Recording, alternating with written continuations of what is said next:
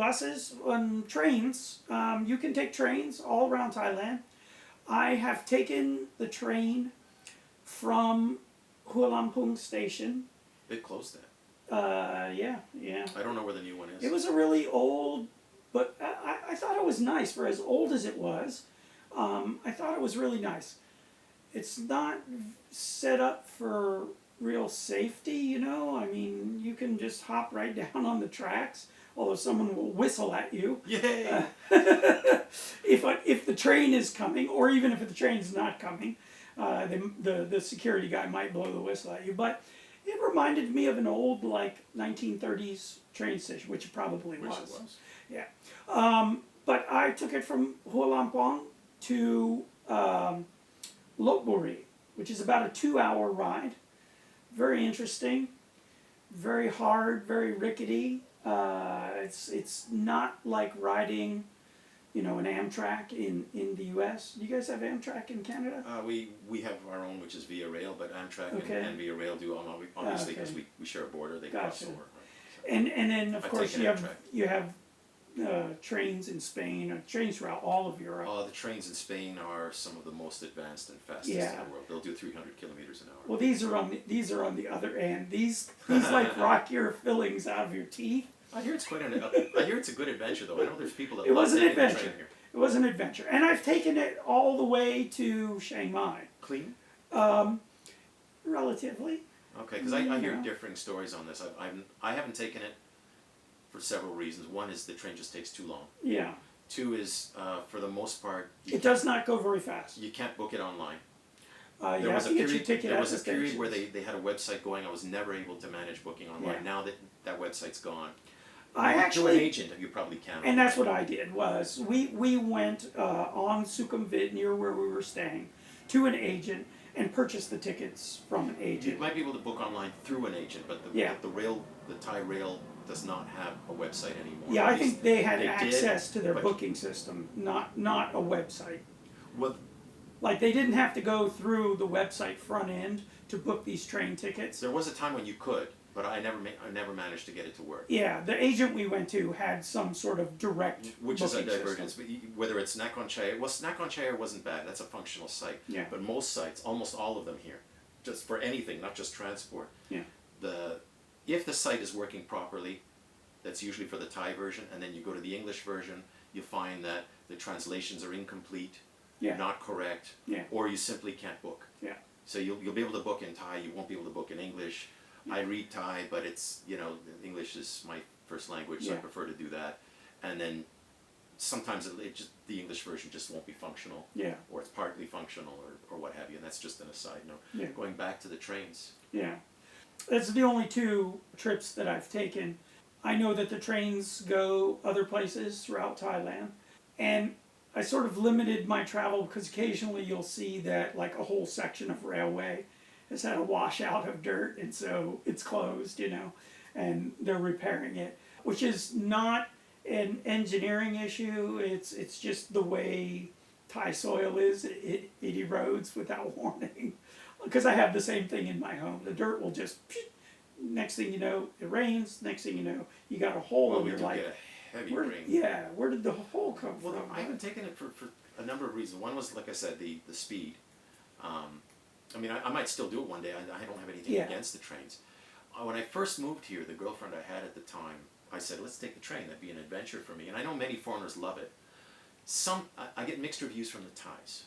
The foreigners will say they're clean, they're great, they love the trains. And they are putting some new cars on the tracks. The Thais, I'll get mixed reviews. Either they like it or they really hate it.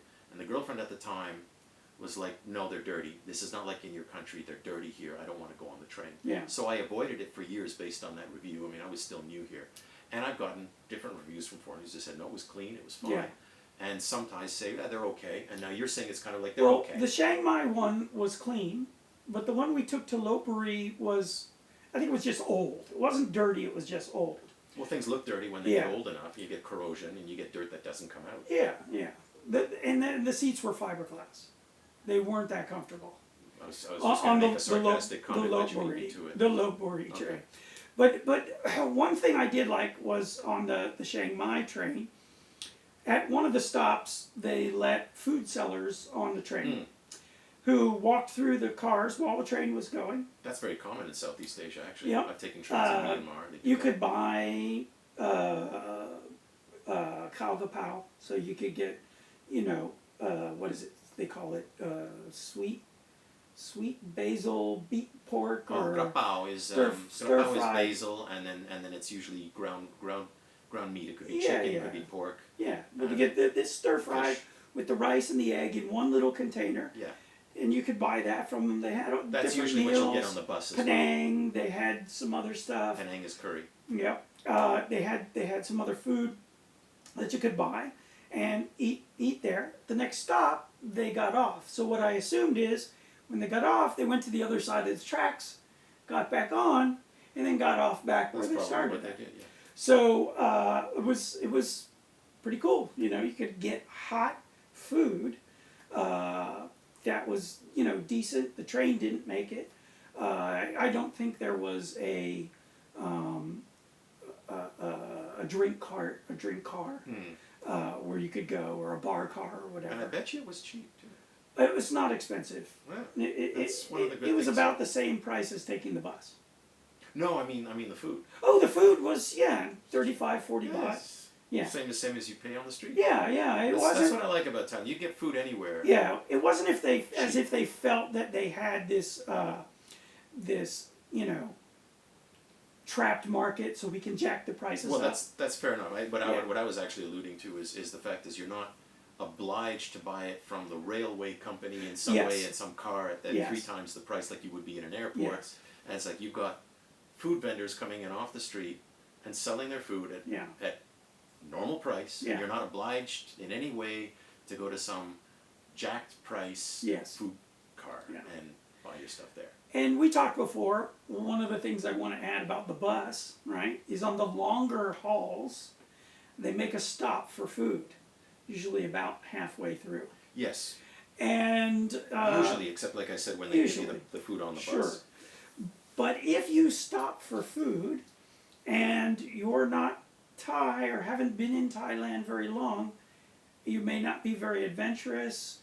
You may not like really spicy food. Approach it with caution. The first time I did it, I looked and I was like, I have no idea what any of this food is. I don't want dysentery or diarrhea or anything on my trip. I'll pass on this. I went into the convenience store, which was right next to the restaurant, and I bought a Pepsi and some. I see you went for the health food option. Yeah, I went with the health. I took it back to the bus, and I sat on the bus and drank my Pepsi and my chips. Maybe a half hour later, everybody comes, back to the bus and gets on. Compare that to 2 years later. I spent time in Thailand. I've had the food.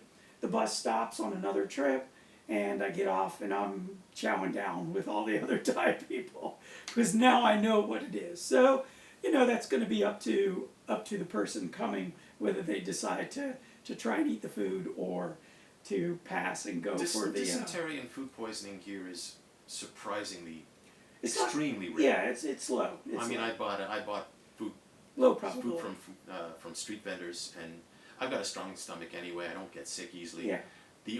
Some of them do look, most of them are clean.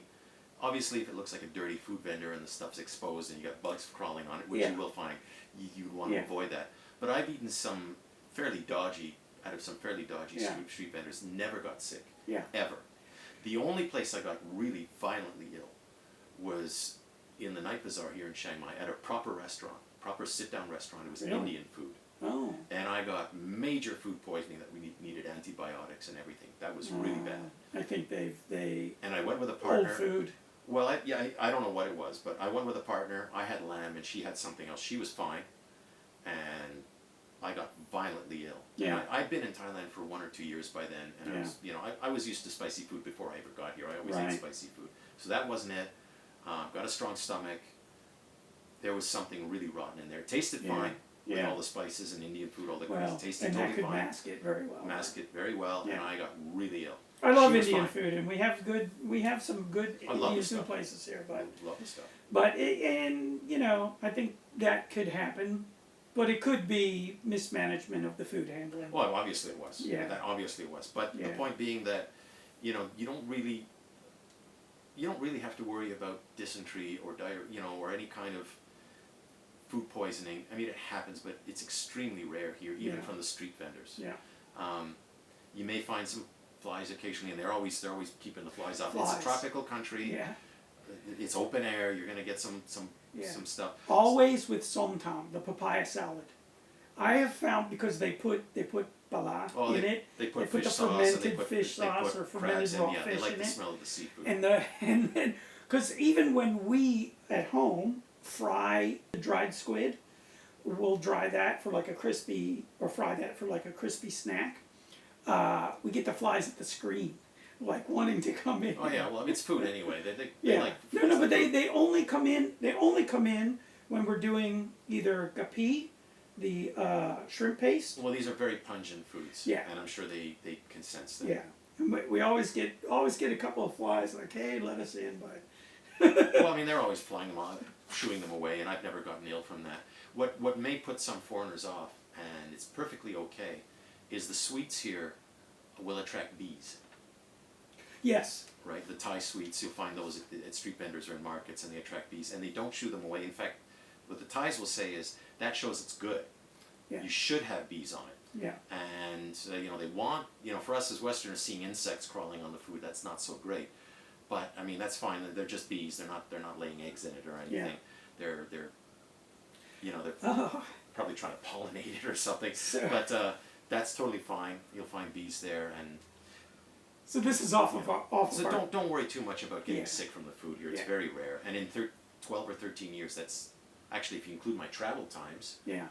because I've lived here for almost 13 years, but if you include the travel times, we're getting close to 20 years that I've been experiencing Thailand, and that was only one time I've ever gotten food poisoning. Yeah. Yeah. it wasn't It's Thai not food. that prevalent. It's pretty rare. The this is an aside to the bee thing. We're diverging here. We're diverging. But this is kind of cool. They had a food fair at Central Airport Shopping Center. They had a food fair there, and they were selling honey, and they had brought in live honeycomb with the bees still working around. Cool. It's cool, except that I'm allergic to them. I'm highly That's allergic not to cool. them. That's not cool. So like, I'm looking at the honey and I look up and I go, what are those fake? No, those bees are moving. Those are real. Oh, they're on the jars. I'm like, ah! I backed up. I said, and my wife is allergic too. So we were like, okay, let's back up. Let's get out of there before we get stung. So, but yeah.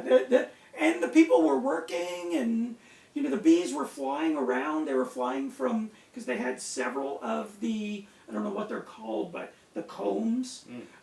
They had several, and the bees were coming over there, and I'm like, yo, no thanks. Because you're allergic. I've been stung by bees occasionally, and it's nothing. It's sometimes the itch from a mosquito bite can be worse. Yeah. In some cases. Yes.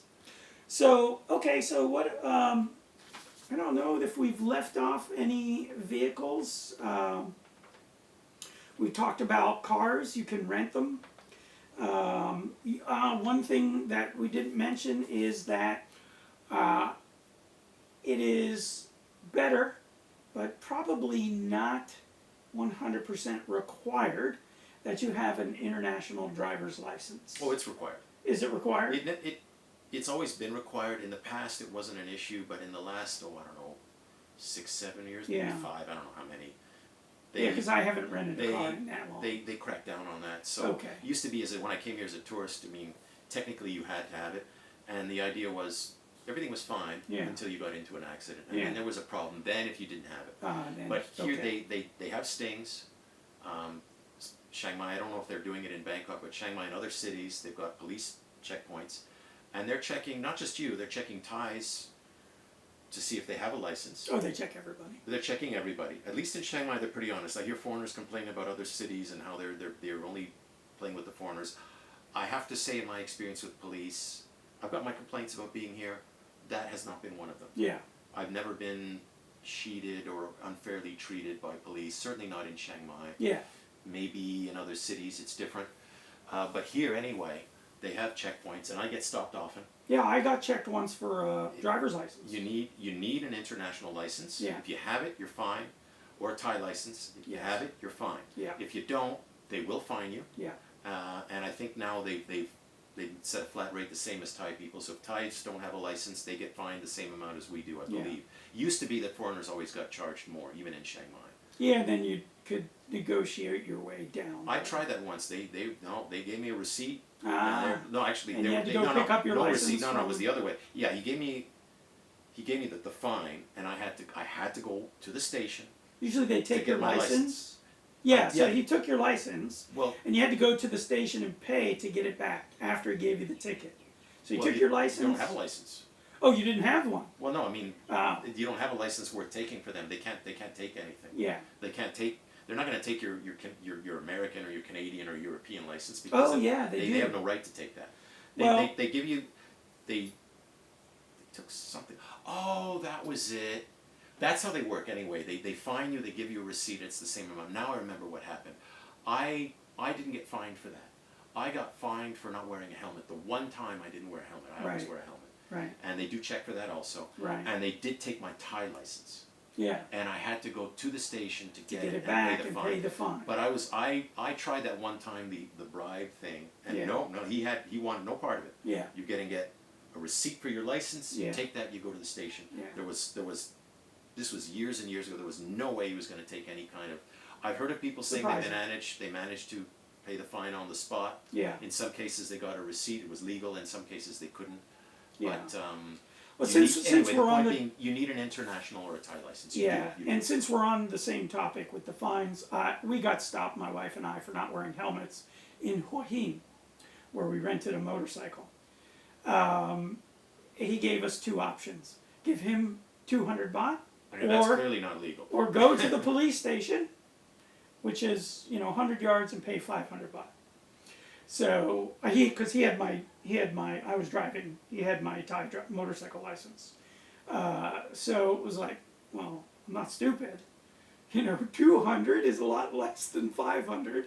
I'll give you if I gotta pay something, I'll give you the 200. Was that 500 per person or 500 in total? No, just total. That's actually cheap because the fines here, if they catch you.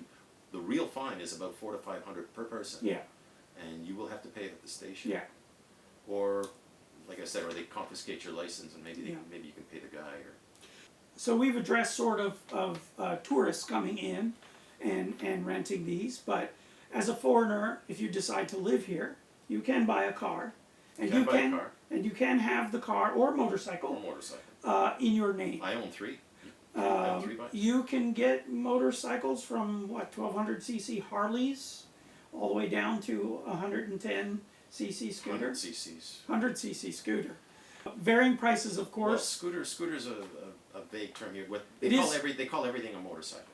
Yeah. So everything from a scooter to a 100cc to a 70cc bike with a gas engine is a motorcycle here. And let's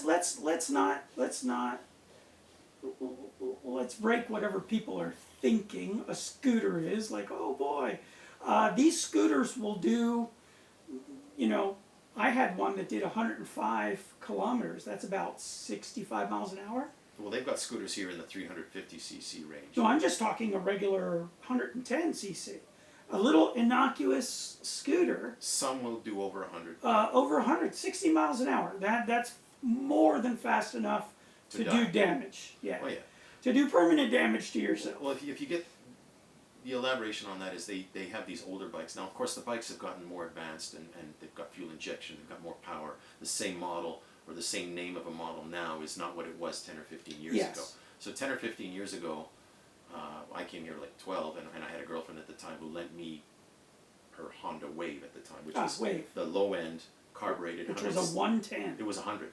Oh, yours was 100cc at that time. Well, it was hers. Yeah. 100cc carbureted. That thing would rattle and shake at 92k, and that was it. I had a serious accident on a Honda Wave in Vietnam a few years ago. Right. Shattered my leg. That maxed out at 82k. Yeah. And the accident happened at 82k. So, but the newer Waves are fuel injected. They have 125cc engines. They're much faster. Yes. They're bigger. Well, I left that 100cc and I bought the first version of what is the PCX, which at that time was 125cc. They're 150 now. It was 125. I still have that bike. Yeah. And it will do 105 full throttle, and with the wind at my back or behind in the vacuum section part of the tail end of a truck in front of me, it will do 110. Yeah. Sometimes a bit more. Yes. And that's 125cc. They've got 150cc versions that'll probably push a few K more. Yeah. You know, they can vary in speed from very slow to fairly quick. Almost all of them will go fast enough to kill you. Oh, so yeah. you need to be very careful. Well, if you fall back at 0K off a bike, because some people will accelerate and you're not holding on to the bike, you fall back and you hit your head. Yeah. I used to live in a Caribbean country where I know of people that died that way. Right. The bike was just taking off. They weren't prepared for it. Driver, because they have motorcycle taxis in that country. Dominican Republic, I think I mentioned that in the first video. The taxi driver hit the throttle a little bit too fast. I mean, just a 100cc bike. Passenger, maybe an elderly person, falls back, hits their head without a helmet, fatal. Yep. I mean, almost 0K. Yep. So, yeah. Yeah. It's something definitely to be careful about. Motorcycles, you can have them in your name as well if you're living here. What we haven't gotten into is the whole host of paperwork you'll need in order to get it into your name. It's again part of the bureaucracy we talked about in our intro It's bureaucratic. video. But there's no issues with that. I mean, there is no issues. You don't need. The law says you can have it in your name. You can have it in your name. It's not like name. Vietnam or even Dominican Republic where I was, where you have to have somebody else's name on it, a Thai person's name, and you got to work around. No. It's yours. It's yours. You can buy it. Sell it. You can buy it new from the dealer. You can buy one secondhand. And you don't need any kind of work permit or anything to own one. Correct. I think you might have some catch-22s in the paperwork if you're here on a tourist visa trying to buy a vehicle. Yeah, you really have to be here to live. With the and that's not because the tourists can't own the vehicle. It's because the paperwork. If you don't have the right visa to get the paperwork you need, then you can't buy the vehicle. But let's say you're here on a work permit and you buy it, and then later on you don't live here anymore. You stored the bike and you have a tourist visa when you come back. Well, that's still your bike. Sure. You know, yeah, you have a friend that lives here here and you store it with the friend, and you come regularly to visit and ride it. It's not an even issue. if you don't have a visa. If you've already bought it and you've gone through the paperwork process, that's still your bike. Right. Fuel, lots of fuel stations everywhere. Oh, and they're propping up like dandelions everywhere. And they're not just gas stations where you pull in. Almost everyone has a coffee shop. Almost everyone has some food. Almost everyone has a convenience store. 7-Eleven. Some of them have car washes. Some of them you can buy propane, LPG from. Some of them have a hotel there. They're rare. They're rare, but I'm a motorcyclist. I've got, like I said, 3 bikes. I've done multiple 1,000-kilometer trips to the south, even on a scooter. And you know, there's been a few times I got caught in the rain, and there are torrential rains here. It was dark, and I've been riding for 10 hours, and I needed a place. And they're not common, but sometimes if you're careful, you go into the fuel station at the back end, and there's a motel there. Yeah. Service shops to service the car. Service shops, food canteens, restaurants. Let's put it this way. It'd be rare to just pull in and only have gas pumps. No, I don't agree with that. Really? That's not true. Oh, well, I do a lot of riding here. That's not true. Okay, because I've not seen a lot of pump-only stations. Well, they're building a lot of new stations. I don't know, especially in the last 6-7 years, I've seen a lot, and I see more. The second ring road here is getting. It's accelerating. Yeah. It's like the 7-Elevens. I'm seeing. You know, I used to ride, and there were already a fair amount of stations in Thailand. Yeah. And now they're just popping up. We're diverging again. Perhaps another video. So they're popping up everywhere, at an accelerating rate. However, so let's starting with the past. In the past, there were a lot of these gas-only stations, and more of these with the cafes or restaurant or other stuff that are coming up. And there's more of those. Right. But there's still plenty of those gas-only stations. And I find it also depends on the brand. Okay. PTT, which is the main one, or the Thais would call that potata. Right. Again, like the bokoso, it's kind of Right. a transliteration of the Thai PTT, letters. yeah. PTT is potata, and it's a blue logo. Those almost always have their own branded cafe, which is Amazon, Yeah. a 7-Eleven, not just any convenience store. It's a 7-Eleven, Yeah. a food canteen, Yeah. and what they call the haduang, which is 5-star Oh, 5-star chicken. fried chicken, which is Yeah. like Kentucky Fried, a Thai brand. Yeah. Usually comes in a cart, and a couple It's other good. shops. I like 5-star chicken. I would say 80% of the PTTs now, I find, have all of those things. Yeah. Some of them have some of those things. They may only have the Amazon. Right. They may only have the food court. They may only have the 7-Eleven. They may not have Right. the cafe. But usually 80% have some combination of all of them. 'Cause Occasionally you'll find an older PTT that's only fuel. yeah. But I would still say, and then there's other brands, which is PT. There's PT, which is green, not PTT, but PT. That one has its own Intanin cafe, Right. and they have some other shops. Yeah. Which, by the way, Shell has its own cafe, Yeah. and its own. But there's more and more of these coming up. But there's still a lot of these fuel stations, especially with the other brands like Shell and PT, where they're fuel only. Yeah. So I would say 50% are still fuel only.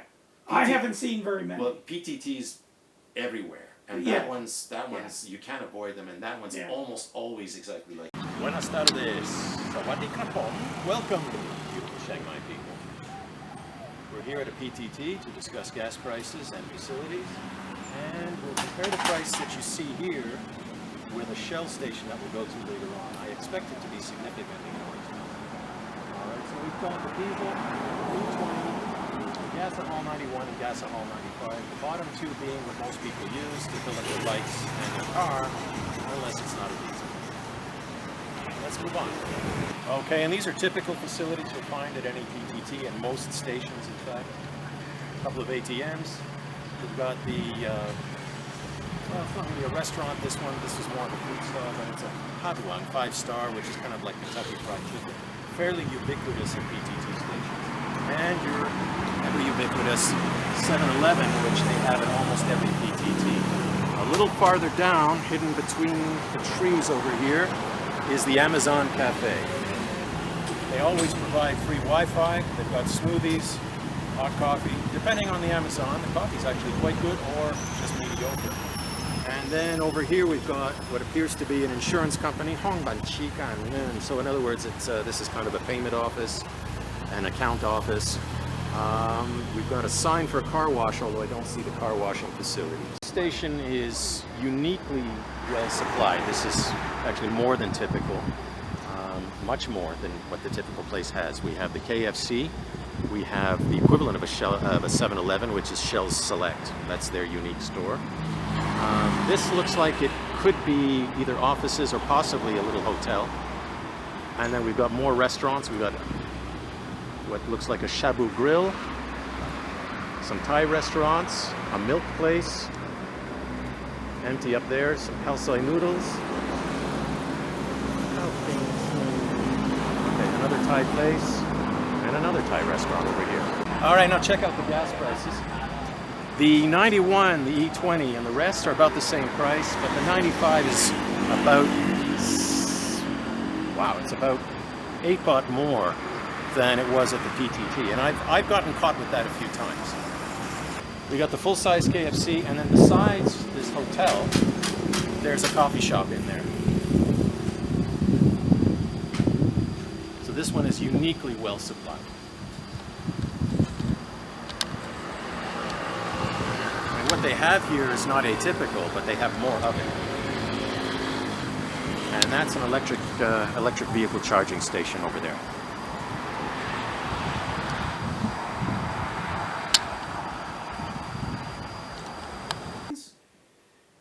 I don't know what's happened with the pricing because they must have removed. They must have changed the law because I'm going to say 4 or 5 years ago, every gas station had the same price for fuel. If you bought, 91, every gas station had the same price, so it didn't matter where you pulled in. Now I'm going through the gas stations, and they all have different prices. They don't vary hugely though. They don't. I mean, they're varying. 40, 50 a ton. Although I do find half a Esso and Shell quite expensive Right. compared to PTT. Right, and I've seen all the PTTs will have the same price, but I just see different prices now, and I'm like, I thought they all had to be the same price. They must have changed something in the law that allowed them to float. I always found a little bit of variation. You did? Always. All right, then Not huge, but yeah. Well, prior to this, Saudi Arabia fuel is all the same price, regardless of what station you go to, and it's like half the price of here. So, and it's fixed, so it doesn't move at all unless the government I wish changes they did that in Canada. We're also a major world producer, major producer, and that Canadians are always complaining, why do we have to pay these ridiculous prices? We're a major oil producer, rivaling some of the Middle Eastern countries. Yeah. And the government always says, well, it's market price, but no, we produce it. Why do we have to pay? We are the market. Why we are the market.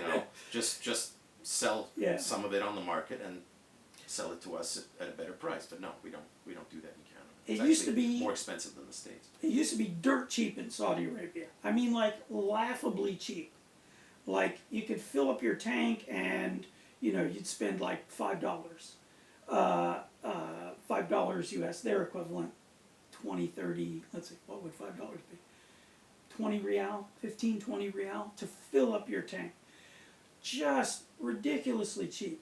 And then they started raising the price. And then what they've done now is they've gone to a 90-day formula. So what they do is at the end of the 90-day period, they take the price of a barrel of oil, plug it into a formula for the benzene output, the gas output, and that's the price of the fuel. Now, it might vary, halala, which is segments of a real. Or you might go in and after the 90 days it went from 95 down to 91, from 91 up to 93, along those lines, depending upon the price of a barrel of oil. Seems fair. Seems like a fairer way to do it, but still, it's way less than the market price of that everyone else is paying. So, it's worth noting also that most of the fuel stations here, especially PT and PTT, offer mainly, if not exclusively, gas oil. Because 91 and 95 are 10% corn fuel. Then there's an E20 that they just call E20. And then you've got E85 if your car can take E85. I find from experience, like the newer bikes, probably anything made in the last 10 years, is made to accept gas oil. They're made for it. It says it right on the tank. Now the older ones may not be. They'll run on it, but it's probably not very good for them, and they won't perform well, especially carbureted engines. Right. The newer fuel-injected bikes and cars are made for it. They're designed for it. It even says designed to accept gas oil. Right. What I found, and it didn't matter if I was riding my 125cc scooter or a 500cc or a 650cc or driving a car, I found that there is a performance difference between the 91 and the 95, which are the two ubiquitous fuel types. Yes. And that the price difference is minimal. It might be something like 4 baht a liter, or not even. No, it's not even 4 baht. It's like 40 satang, which is a fraction of a baht. Yes. And that I will get better performance and significantly better mileage out of the 95. So it's worth taking the 95 octane. Yeah. And paying that little bit more because you'll get so much more mileage and performance out of it. And it didn't matter what engine size. So I have a Honda Click I, fuel injected, 110 cc. If I run 91, what I get is a high top end. So I can get up to 95, 100 kilometers where it tops out. The bottom end has, moderate performance. If I switch to 95, the torque on my bottom end just goes like through the roof. It's noticeable. Like you're You practically, get more torque out of it. practically, you know, burn Acceleration's better, and Yeah. you might get I found also that I get a slightly, just 1 or 2 kilometers more per hour, a slightly higher top end speed. And I get lower top end on mine. Well, that's weird. Yeah, my top end drops off and I can't get above 90. So for me, I get the bottom end, the quicker acceleration, but I lose the top end. For 91, I get the top acceleration and the bottom end is slow to wind up. So I get benefits at both ends on my bikes when I Yeah. use the 95. Yeah. Better torque and a better higher speed. Yeah. Not much. Yeah. Slightly better top end. So, well, is there anything else? Is there any other sort of transportation? Something like that. So, Well, we hope you found that useful and informative. yeah, so, yeah, if you're using transportation in Thailand, get the right one for your needs. Get the right one for your needs. And we've covered pretty much everything. Yeah. Fuel consumption, what fuel to take, Price, types insurance. price, insurance, types of transportation, what's available. You need a driver's license, international driver's license, and pretty much go from there. So, all right, we'll see you guys on the next video. Thanks for watching. Like, subscribe, share. See ya. Donate. Oh yeah, donate. We need the money. See ya. Laters.